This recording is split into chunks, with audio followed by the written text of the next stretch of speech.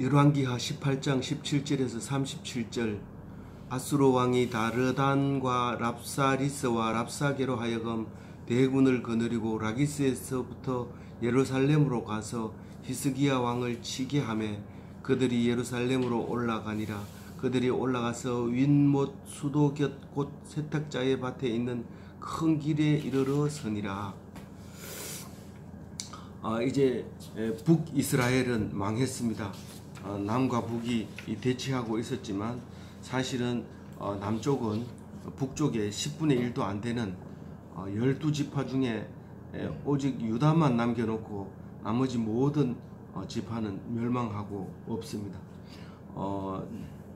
총 북이스라엘에 19번의 왕이 있었는데 18번째 왕부터 시작해서 19번째 왕, 그리고 19번째 왕이 망하고 난 다음에 또 쳐들어오는 이런 일이 있었는데 그 세 번째로 쳐들어온 왕 이름이 산헤립입니다. 오늘 나오는 산헤립인데 이 산헤립이 뒤에도 또 쳐들어옵니다. 그런데 이 산헤립은 마지막 19대 북이스라엘의 19대 왕을 멸하고 두 번째로 다 흩어서 가고 마지막 이제 남은 유다까지도 이제 정복을 하기 위해서 예루살렘 성을 공격하려고 합니다. 공격하려고 할 때 미리 이 히스기야는 뇌물을 바칩니다. 그 뇌물이 보통 뇌물이 아니라 전부 합해서 2,000억 원 정도, 2,000억 원 정도의 가치 이상이 가는 금과 은을 이제 바치지만 이 산헤립은 성이 차지 않습니다. 그래서 계속해서 예루살렘 성을 내놓으라고 이제 압박을 하고 있고 이미 주변 나라들을 계속 아직도 남아있는 몇몇 성을 공격하고 있으면서 계속 이 랍사게를 통해서 말로 설득하고 있는 상황입니다. 이렇게 말을 하고 있는 상황에서 이 히스기야는 하나님의 음성을 듣게 됩니다. 가느다랗게 들려오는 그 음성을 듣게 됨으로써 끝까지 지킬 수 있는 힘을 얻게 되는데 그게 제가 본 바로는 33절 말씀이 아니었던가 그렇게 생각이 되십니다. 오직 구할 수 있는 것은 하나님밖에 없다 하는 말입니다. 그 말을 랍사게라고 하는 사람은 말을 정말 입이 싸게 말을 잘하는 이 랍사게였는데 그 오늘 이야기가 그 전체 그 사람 이야기를 말하고 있는 겁니다. 그 세 사람을 보내놓고 그 사절단 세 사람 중에서 가장 말 잘하는 이제 랍사게가 말을 하고 나머지 사람은 그냥 덜러리로 이제 서가지고 이제 들어주고 성 위에서 이제 잘 들리는 그 성 위에서 항복하라고 이제 이 세 사람이 나와서 얘기를 합니다. 물론 군사들은 거기에 올 수 없지만 이 세 사람은 거기 성 꼭대기에 올라와서 말할 수 있는 권한을 주는 거죠. 그래서 말을 하게 하는데 그 라기스에서 지금 한참 이 산헤립은 정복하지 못한 성들을 이제 정복하고 있는데 이 라기스는 지금 가자 지구라고 하는 가사 블레셋 땅인데 그 블레셋 땅에서 가까운 거의 이제 그 예루살렘 사이에 있는 그 부근에 있는 땅인데 이 라기스에서 싸우고 있을 때 사람을 미리 보내서 걔들 항복하게 해라 하고 보낸 것이 이제 랍사게입니다. 근데 이 랍사게가 와가지고 예루살렘 성에 서 있는 거기가 어디냐면 윈못 큰 길가라고 얘기했는데 이 윈못은 이 열왕기 하에만 있는 게 아니라 역대 하에도 있거든요. 거기에는 이제 이사야가 이미 여기에다가 이름을 이사야가 이 히스기야에게 히스기야가 혼자 하나님 말씀을 잘 듣는 것처럼 열왕기에서는 기록하고 있지만 사실 이사야서에 보면 이사야가 거의 도와줘서 이 하나님 말씀을 잡을 수 있는 것이구나 하는 것을 알게 해줍니다. 아예 하나님이 이사야에게 스알 야숲이라고 이름을 지어라 네 아들을. 그게 무슨 말이냐면 스알 야숲 남는 자가 돌아오리라 이런 뜻을 가지고 있는데, 벌써 북이스라엘이 망하기 직전까지, 그러니까 직전 남쪽 아하스 아들이 히스기야인데, 그 히스기야 아버지 왕 때 벌써 이 스알 야숲이라는 아이 이름을 지어가지고 왕에게는 감히 직접적으로 얘기 못하고 스알 야숲아 이렇게 같이 데리고 가서 그 애를 데리고 가서 스알 야숲을 부르면서 남은 자는 돌아오리라 임금님이여 내 말을 들으소서 이렇게 말을 했던 그 아주 세밀하고 정밀한 메시지 전달이었던 거죠. 그렇게 말함으로써 이제 그 아하스에게 항복하지 못하도록 이 자리에서 윗문 수도곁 세탁자 밭에서 그렇게 얘기를 했었고, 그 아들이 히스기야가 이제 그 뒤를 이어서 여기서 랍사게의 말을 듣게 되는 겁니다. 그가 윗못이라고 하는 것은 예루살렘 동남단 못인데, 그게 실로암 못이고 또 다른 성경에서는 옛못이라고 얘기를 하고 있습니다. 거기서 이제 이렇게 얘기를 합니다. 이 이사야서에서 똑같은 말을 지금 하고 있는데, 무슨 말이냐면 히스기야에게 그 랍사게가 말하고 있었다 하는 이야기를, 병행 구절이 그 이사야서에도 나오는 겁니다. 그래서 거기서 이제 말을 하기 시작하는데, 여기서는 이제 유다에서는 세 사람이 나가죠. 히스기야의 사절단, 교섭위원이라고 말할 수 있는데, 엘리야김과 셈나와 요아 세 사람이 이제 나가서 그 말을 이제 상대를 합니다. 그런데 살살 얘기하지 않고 백성들이 얘기할 수 있도록 막 크게 떠들면서 또 아람말로 이렇게 해야 되는데, 그때 당시엔 아람말이 서로 이제 소통을 했던 거죠. 아람은 지금은 시리아라고 하는, 옛날에는 수리아라고 했는, 그리고 아람 바단 아람이라고도 하고, 그 전에 맨 처음에는 하란이라고도 말했던 그 땅입니다. 지금은 시리아에서 지금 내전이 일어나고 있지만 수도는 다마스커스로 되어 있죠. 거기에서 쓰던 말은 아람 말이었던 거죠. 근데 아수르가 바로 옆에 있는 번성한 나라였는데, 말은 아람 말을 세계 공통어로 하자 뭐 하는 식으로 말할 수 있었던 것이었던 거죠. 그래서 예수님이 오셔가 십자가에 못 박힐 때만 하더라도 아람 말을 했습니다. 엘리 엘리 라마 사박다니, 이것도 아람 말이었고, 지금은 쓰고 있는 말이 한 200명 정도밖에 안 되기 때문에 국가적으로 돈을 투자해서 아람 말을 살리려고 애를 쓰고 있습니다. 그 아람 말로 해라. 우리 백성들이 유다 말을 쓰기니까 아람 말을 쓰면 못 알아들으니까 좀 우리끼리 얘기하면 안 되겠냐, 이렇게 이제 얘기를 합니다. 그 랍사게가 이제 그 말은 언제 하느냐면 이제 26절에 그렇게 얘기하고 있고요. 지금 18절에 그 19절에 이제 얘기하는 내용이 이제 정리가 되고 있는데요.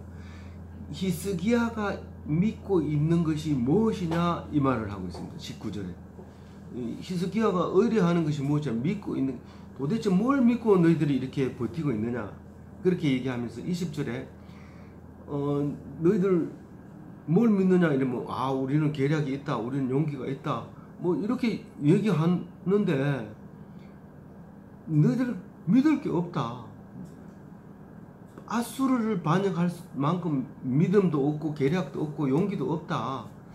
그렇게 지금 얘기를 하면서, 너희들이 이집트를 믿고 있는 것 같은데 이집트 바로는 믿으면 안 된다. 그건 상한 갈대고, 상한 갈대를 의지하면 손이 찔린다.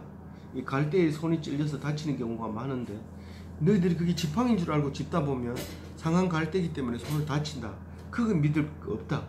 그리고 여호와를 믿으라고 지금 자꾸 말하고 있는데, 히스기야가 백성들을 모아놓고 오직 여호와만 믿으라고 자꾸 가르치고 있는데, 그거 믿지 마라. 니들이 생각해봐라. 니들이 지금 내가 말 2,000필 줄 테니까 기병 2,000마리, 말 2,000마리 끌고 갈 수 있는 그 용사가 있느냐? 그것도 없는 게 무슨 우리하고 상대를 하려고 하느냐? 그렇게 23절에 얘기합니다. 아주 약을 올리는 거죠. 그렇게 합니다. 그러면서 24절에 뭐라고 하냐면 아수르의 아주 지극히 작은 병사 한 명이라도 너희들이 이길 수 있느냐? 그렇게 얘기합니다. 그리고 너희들이 지금 믿고 있는 이집트에서 뭐 병거와 기병을 조금이라도 얻은 적이 있느냐? 없지 않느냐? 포위를 해놓으니까 얻을 수가 없죠. 완전히 꼼짝없이 갇혀 있으니까. 그렇게 이제 약을 올리면서 달아날 구멍도 없이 말할 말도 없이 그렇게 얘기합니다. 그러놓고 제일 마지막에 한타를 날리는데 25절에 하나님이 예루살렘을 멸하라고 나에게 명령했다고 얘기합니다. 그러니까 그 백성들이 들으면 완전히 기울 수밖에 없는 명연설이죠. 이 랍사기는 이 말을 얼마나 잘하는지. 그렇게 하니까 갑자기 당황해지는 거예요. 자기는 견딜 수 있지만 백성들이 들으면 어떻게 할까? 그게 이제 제일 걱정되는 거예요. 그래서 이 세 사람의 이제 교섭위원들이 엘리야김과 셈나와 요아가 이제 그렇게 얘기합니다. 우리가 당신의 말 아람 말을 알아들으니까 아람 말로 해주세요. 우리가 못 알아듣는 줄 알고 친절하게 이 히브리 말로 유다 말로 할 필요가 없습니다. 잘 알아들으니까 아람 말로 해주면 안 되겠습니까? 그 백성들이 안 들었으면 좋겠습니다. 이러니까 뭐 찬스를 잡은 거죠. 내가 왜 너들만 듣게 하느냐? 성 위에 앉아가지고 이 백성들을 먹을 것이 없게 해서 막 대변을 먹게 하고 이렇게 한 너들에게만 이 말을 하라고 하겠느냐? 너들 고집이 센 너들에게 이 말을 하라고 나를 보낸 줄 아느냐? 백성들이 알아야 될 거 아니냐? 그러면서 27절에 그 백성들에게 말하겠다는 거예요. 그 28절에 그 다음부터는 이제 유다 말로 이제 유창하게 하는 거죠. 히스기야에게 속지 마라. 29절에요. 히스기야는 아수르를 절대로 못 이긴다. 30절에 여호와를 의뢰하라고 여호와를 믿으라고 계속 말하고 있지만 반드시 아수르의 손에 넘어올 것이다. 그러니까 반드시 너희들은 히스기야가 말하기를 아수르의 손에서 건진다고 계속 너희들에게 말할지라도 그 말을 듣지 말고 아수르의 왕의 말을 듣고 항복해라. 만약에 너희들이 오면 여기서 먹고 사는 것처럼 포도나무가 있고 무화과 나무가 있고 자기 우물을 만들어 놓고 물을 마실 수 있고 그런 곳을 마련해 주겠다. 32절에 보면 아수르 왕은 살 곳을 너희들이 살 곳을 마련해 주겠다. 너희들이 죽이려고 하는 것이 아니라 살리려고 한다. 이 본토하고 똑같은 곳으로 너희들이 이주시켜 가지고 거기서 살게 하겠다. 이때는 뭐 이주 정책을 하는 것이 최고의 식민 정책이라고 생각을 한 거죠. 식민이라는 것은 심는다는 거잖아요. 백성을 심는다. 여기서 빼서 이쪽으로 하고 이쪽 백성을 빼서 이쪽으로 하고 이때 벌써 농경 사회에서 심는다는 게 이게 터득이 됐기 때문에 식물만 옮겨 심으면 잘 자라는 게 아니라 사람도 옮겨 심어야지 잘 된다고 생각을 하고 있었던 거죠. 그래서 이 사람을 옮겨 심는 거, 식민하는 거. 그렇게 생각을 했던 때였기 때문에 거기 이제 본토와 똑같은 다른 지방에서 옮기게 되면 곡식도 나고 포도주도 나고 떡도 포도원도 다 있다.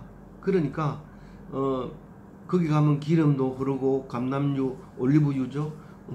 꿀도 나고 그런 지방으로 너희들을 옮기고 절대로 죽지 않게 할 테니까 더 이상 굶지 말고 더 이상 대변을 먹고 그러지 말고 손들고 나와라.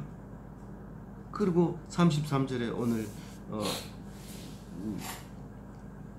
히스기야를 자극한 말이 있습니다.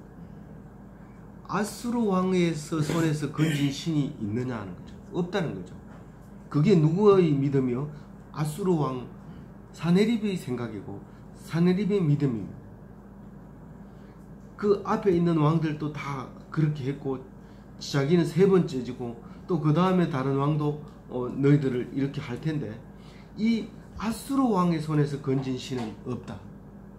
지금 최고의 전성기에서 말할 수 있는 강력한 말이고 진리이고 그 말은 변경시킬 수 없는 말이죠. 이 말에 모든 백성들은 엎드릴 수밖에 없는 겁니다. 그러나 히스기야는 다르게 들렸죠. 히스기야는 그래 세상 어떤 왕도 어떤 신도 구할 수 없지만 이제 여호와 하나님은 이스라엘의 하나님 유다의 하나님이라는 것을 믿는다. 우리 욥기를 읽으면 아무도 이해를 못하는 것을 욥만 혼자서 그것을 하나님을 믿습니다. 내가 이 병든 것이 내 죄 때문에 그런 것이 아니다. 내가 이 병이 들었다고 하나님을 욕하고 죽어서는 안 된다. 수없이 그런 얘기를 하는데 근거가 없는 거예요. 말할 수 없는 거예요. 그런데 뭔가가 분명하게 주는 메시지를 딱 잡게 됩니다. 그 메시지가 이거는 나의 어머니에게 아버지에게 들은 말이 아니라 내 친구에게 들은 말이 아니라 내 동료 교수들에게 들은 것도 아니고 대적에게 그 소리를 듣게 됩니다. 누가 아수르 왕의 손에서 건진 신이 있느냐? 그렇게 얘기를 할 때 있다. 모든 신을 만들고 주관하고 이렇게 하신 그 신이 있는데 그게 하나님이라는 것을 말할 수는 없지만 믿고 믿음이 더 강력해지게 되는 겁니다. 그래도 계속해서 이 랍사게는 얘기합니다. 그 소리는 이미 들렸지만 하맛과 아르밧과 스발와임과 헤나와 아와와 사마리아 누가 아수르의 손에서 건진 적이 있느냐 증거를 딱 갖다 댑니다. 그렇지만 그 증거는 아무것도 아닙니다. 그게 무슨 증거냐? 하나님의 증거는 하나님께 있는 것이 니들이 해놓은 게 증거는 아니다. 그러면서 35절에 못을 이 사람들이 딱 박습니다. 이 많은 성들과 같이 예루살렘도 똑같이 망할 텐데 건질 여호와는 없다. 그렇게 얘기를 합니다. 이제 더 이상 얘기할 거 없죠. 더 이상 얘기할 거 없습니다. 그러니까 백성들이 이 사람들도 말 소리가 떨어졌고 백성들도 이제 이야기할 차례인데 백성들도 말 안 합니다. 그거는 백성들이에게 너희 하나님을 믿는 사람이면 입을 다물어라. 니들이 하나님을 안 믿으니까 그 사람들의 말을 믿으니까 대들고 싸우려고 하고 말 대꾸 하지. 진짜 하나님을 믿는 사람이라면 입 다물어라. 그 얘기를 합니다. 우리가 교회에서도 싸움할 때 일단 의견이 충돌이 일어나면 입 딱 다물고 그 사람 말이 끝날 때가 기다렸다가 말이 끝나면 요것은 기도했다가 다음 때 합시다. 그렇게 해야 되지. 거기서 결판 내려고 하면 깨지는 겁니다. 박살나는 겁니다. 끝까지 입을 다물어요. 그래서 백성들은 침묵했다. 36절에 아무도 대답하지 않았다. 그렇게 얘기합니다. 그리고 그 이야기를 이 세 사람은 사질단은 옷을 찢고 이건 막 도저히 견딜 수 없고 억울하고 분통이 터지고 견딜 수 없는 그래서 옷을 찢고 억울함을 표현해 가지고 히스기야에게 왕에게 전했다. 그런 이야기가 오늘 말씀입니다. 오늘 우리는 세상 사람이 시끄러울 때 신앙은 정말 있는 것인가? 하나님을 정말 있는 것인가? 그 성령이 싹 달아나 버리고 없죠. 이 세상 사람들이 마이크 대고 큰 소리로 떠들 때 우리는 어떤 신앙을 가지기가 어렵습니다. 그래서 골방을 찾고 싶고 가고 싶지만 그 운집해 있는 무리 속에서 빠져나오기가 어렵습니다. 그리고 기도도 안 됩니다. 그 속에서 그 말을 자세히 귀담아 듣다 보면 하나님의 음성을 거기서 찾을 수 있는 겁니다. 정말 네가 구별된 하나님을 믿느냐? 그 소리를 듣게 되는데 그 사람들 입으로 그 얘기를 합니다. 그게 보통 끝에 나옵니다. 제일 마지막에. 그 사람들은 그 얘기 해놓고 조용해지는 것을 경험할 수 있습니다. 우리 세상 사람들도 우리가 기독교인은 그렇게 떠들지 않아도요. 다 듣기만 하면 그 많은 말 속에서 입에서 그 하나님의 소리가 나옵니다. 거짓말 같은 게 아닙니다. 정말 술집에서 교회 다닌다고 술 한잔 먹고 나도 찬송가 부를 수 있다. 4주를 가까이 술이 취해가지고 비틀거리면서 그렇게 얘기하는데 그리고 그 소리를 딱 하고는 조용해져요. 그 사람이, 술 먹던 사람이 갑자기 조용해지는데 내가 기도하지 않았는데 그 사람 입속에서 4주를 가까이 그 소리가 들립니다. 그 술 친 사람은 아무 생각 없이 그 소리를 하지만 하나님 믿는 사람은 그 소리가 엄청 크게 들려오는 거죠. 그래서 하나님 앞에 회개하고 기쁨으로 그 자리를 승리하고 일어날 수 있는 겁니다. 오늘도 도저히 이 상대할 수 없는 말 잘하는 랍사게 좋은 위치에 있기 때문에 어떤 말을 해도 인정이 되지만 이 약자 입장에서는 어떤 말을 해도 그 말은 수긍이 안 됩니다. 그래서 이게 갑질이라는 말 단어가 나오게 되는 거죠. 옳고 그름의 문제가 아니고 힘의 문제지, 힘은 약한데 옳은 말을 해봐야 먹혀들지 않습니다. 그러니까 옳고 그름의 문제를 힘센 사람 앞에서 말하면 안 됩니다. 입을 다물어야 됩니다. 나중에 부끄럽게 된다는 거죠. 갑질이 했다고 손가락질 하면 그 사람은 갑이 되지 않습니까? 나중에 갑이 돼서 그거를 자기가 받을 때는 어떻게 할 건데요? 그러니까 갑질했다고 손가락질이 아니라 입을 다물고 하나님께 기도하면 그 사람에게 하나님이 징계하시고 그 원수를 하나님이 갚아주는 거지, 힘 약한 내가 법을 바꿔가지고 그것을 공격한다면 결국은 그 공격의 화살이 자기한테로 또 돌아오게 된다는 사실을 알아야 합니다. 아무쪼록 오늘 말씀 속에서 하나님께서 주시는 말씀 속에서 말씀을 얻는 그래서 복된 기독교인이 되시기를 바랍니다.